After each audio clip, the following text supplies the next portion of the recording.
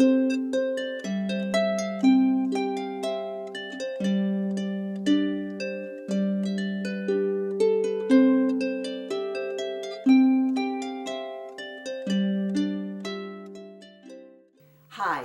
my name is Cheryl Brunette, and thank you for stopping by my knitting channel, where you will find tips and techniques, complete workshops, and answers to your most perplexing sweater questions. I'm very excited about today because this is one of the most important programs that you will see on my series, and it is about that misunderstood, maligned, and most important piece of knitting, the gauge swatch. Now don't go away, stay right here because I have good news eventually.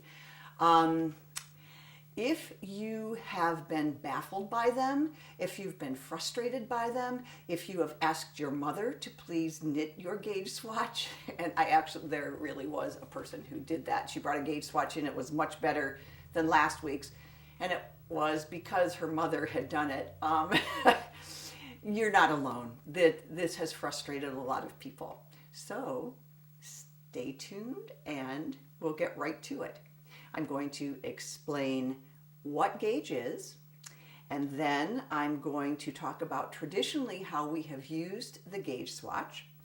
And then I am going to show you, I'm going to tell you a new and different way that I use gauge swatches.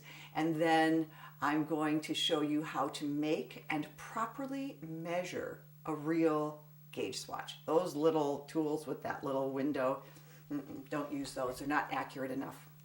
Okay, so let's get started with what is gauge. Gauge is the number of stitches and rows in a single square inch of, there it is, of knitting fabric, knitted fabric. And because the stitches are so small, and because each one is a little bit different, we have developed, we can't measure them individually. They're like snowflakes, right? They're just a tiny bit different. So we came up with a strategy to measure them that involves, you make a sample piece of the fabric that you want to have eventually in your garment or whatever it is you're making, and we measure it and come up with the average number of stitches and rows per inch. And then we cast the pattern from that. Traditionally, we make the gauge swatch out of a particular yarn for a particular pattern, and we're supposed to come up with a very specific gauge that matches the one on the pattern. This can be frustrating because you have to make multiple swatches, and sometimes you can knit until you're blue in the face and still not get the gauge that's called for. Now, to me, this is backwards. This process is backwards. Instead of me knitting a swatch to get the gauge to match the pattern, I want to change the pattern to match my gauge. I'm the knitter who's in charge here, after all. So that's how I want to do it. Now, how do I do that? That's a very different way of looking at this. And how do I do that? Well, it started when I worked in a yarn shop from the mid-'80s until the mid-'90s. And at that time, most everybody was making sweaters. But our customers would come in and they didn't always want to make the sweater out of the yarn that the fabric or that the pattern called for. Sometimes they brought in a pattern that was old and the yarn had been discontinued. Sometimes it was as simple as, oh man, I love this pattern, but I can't wear pullovers because I get hot flashes. So I need it to be a cardigan.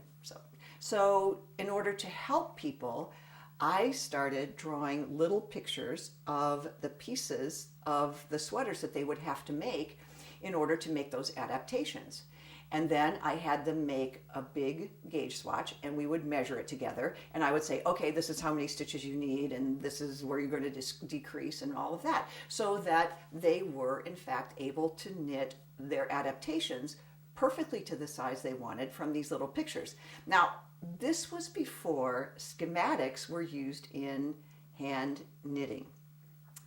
Nowadays, of course, every pattern has a little picture of the pieces, which makes it very easy, by the way. But back then, it was mostly written and it was all these obscure abbreviations. So a pattern was much harder to follow. But in order for me to change it, I had to put it into that visual form because that's how I think. So customers loved this so much that I started teaching a class in how they could do it themselves. And that class actually led to my writing Sweater 101 because it started with the handouts from that class when I showed people how to draw these little patterns, how to put all their own information. Here's a whole pattern of a sweater for one person, and it was kind of fancy. It had a cable on it and everything, and this is the whole thing. So after we started using Sweater 101, then the role of gauge changed. It became our tool rather than our master. A couple of years ago, I taught at a weekend retreat in Michigan. There were 25 people there, and we made this sweater. Everybody used the same yarn. It was a tie-dye 2 yarn, and it was a worsted weight washable wool. Everybody got to choose their own colors and bring their favorite needles for that. Out of the 25 people, I had them all do a gauge swatch, the one that I'm going to show you, and I taught them how to measure it.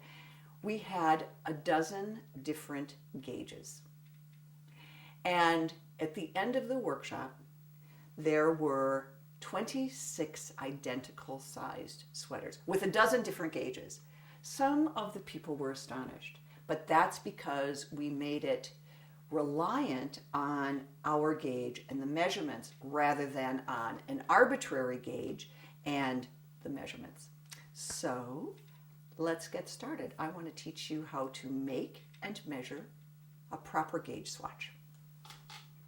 In order to practice this way of measuring gauge, you can choose any yarn, but it should be plain so that you can see the stitches to count them. Then choose some appropriate size needles, doesn't matter. Cast on 34 stitches with needles 2 sizes larger than those you plan to use for the project. Let's say a sweater in this case because that's what we're going to do next. You cast on with larger needles so that you don't have a tight cast on edge to distort your gauge, just like you cast off really loosely so that you don't pull it in there. It doesn't matter if you have a fine yarn or a thick yarn. Somewhere between 30 to 34 stitches is a good number. Notice I'm not trying to hit 4 inches. I'm just choosing my own number of stitches to cast on. Once you've cast on, work in pattern with the same needles you plan to use for the sweater for 6 inches. Notice that I've put a few stitches in rows and a non-rolling edge around here, and that's just so I could flatten it out and show it to you. Do it closely. This next step I don't always do, and that is to wash the swatch. And that's because I use wool almost exclusively, and I've been knitting and wearing it all my life, so I know how it behaves. However, some other fibers like cotton and silk really change their gauge when they've been laundered. And some more modern fibers that are made from all sorts of exotic things like bamboo and tencel and milk protein, I don't know anything about those. And because of that, I would definitely wash them to find out how the swatch acted. You might go one step further with cotton and silk and linen, and that is to, before you measure the gauge, spend a few days fondling the laundered swatch after it's been dried. Put it in an obvious place, like on the corner of your couch or something, and as you walk by, tug on it several times a day. Be gentle with it, pull it in all directions, kind of rub it between your hands, pat it, and it will tell you a lot of information about how that fabric will behave once it's in a garment. When that's done, it's time to measure the swatch. I lightly steamed this one by shooting some steam at it, and then I patted it flat and I let it dry overnight. The accuracy with which you measure the gauge swatch is the single most important thing you can do to make a sweater the size you planned. You're going to measure the interior of the swatch and keep at least 3 stitches or rows in from all the edges. Hand knitters should measure toward the top of the swatch because you tend to relax after working a few stitches of fabric. And this is especially true if you've done some kind of pattern stitch. This is the tool that I use to measure gauge. It's a brushed steel, very finely tuned 12-inch ruler. For today, though, because you can't see this particularly well, I'm going to use this one, which is kind of an old and funky bent one, but it's white, and I think it'll show up better. Notice that I am not using this guy. As clever as this is to capture 2x2, I just don't trust that that is enough of a sample to give you a really accurate reading. So I use this guy. I find a channel between two stitches here, and I lay that 0 mark right there between those two stitches. And then I start counting, and I just count. I don't count. I only count until I see one of these lines here that ends exactly. Oh, look, there's one of 4 inches right there. That lands exactly between two stitches. So I'm going to count those. I'm going to count 1, 2, 3, 4, 5, 6, 7, 8, 9, 10, 11, 12, 13, 14, 15, 16, 17, 18, 19. I have 19 stitches in that group of 4 inches. So 4. Then I pick this up and put it in a different place. Let me go over here. I'm coming pretty close to the edge here, but I'm going to do it anyway. Oh, look at even 6. It looks like 6 lands in a nice channel between the two stitches. So that's coincidental. I don't always use that. I usually like use 4.5 or 4 3/4, but let's try this. 1, 2, 3, 6, 7, 8. 28 for 6 inches. So I'm going to write that one down. One more. I do it a 3rd time because you know in fairy tales it's always the 3rd time that's the magic one. 4.5, that looks pretty good. 4.5 looks like it's lined up right there. So 1, 2, 3, 20, 21. 21 stitches to 4.5. I thought that was 4 1/4 the first time, but I'm going to double count this. See, I take my time to do it because you put the time in now, and then later you're going to be in good shape. 1, 2, 3. I mean, it can save you days of knitting and ripping things out just by taking the time now. 21 stitches to 4.5. So now I've done my measurement, and let's do my calculations. Okay, I'm using my handy dandy calculator here, and I have 19 stitches divided by 4 is equal to 4.75 stitches per inch.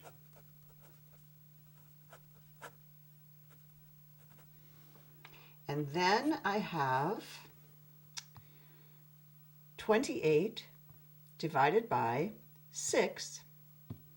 That gives me 4.6666. So let's make it 4.67 stitches per inch. Notice it's slightly different. And our 3rd measurement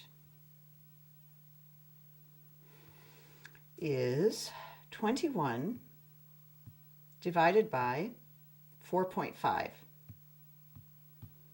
And that's equal to 4.67 again. Okay, so that's probably pretty close to where we are. Now, I'm not content to just go with that. I am, in fact, going to add these 3 up. I have 4.67 times 2. It's this one and this one, plus 4.75, this is just a simple averaging, equals 14.09 divided by 3. And my answer is, according to the handy dandy iPhone, 4.696666, etc. I am going to go with 4.7 stitches per inch.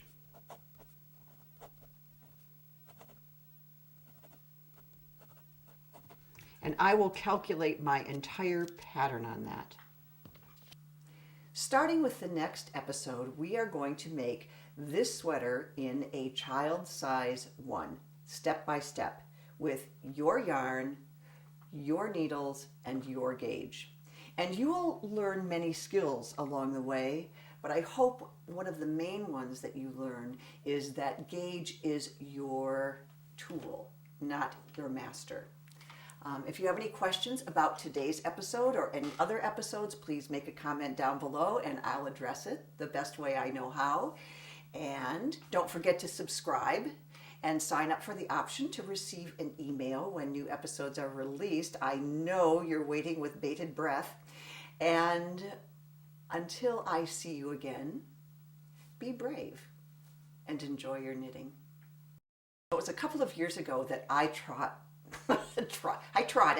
which is kind of like trout. Hi, whoops. Hi anyway. Oops. Little fuzz here. Little old lady here.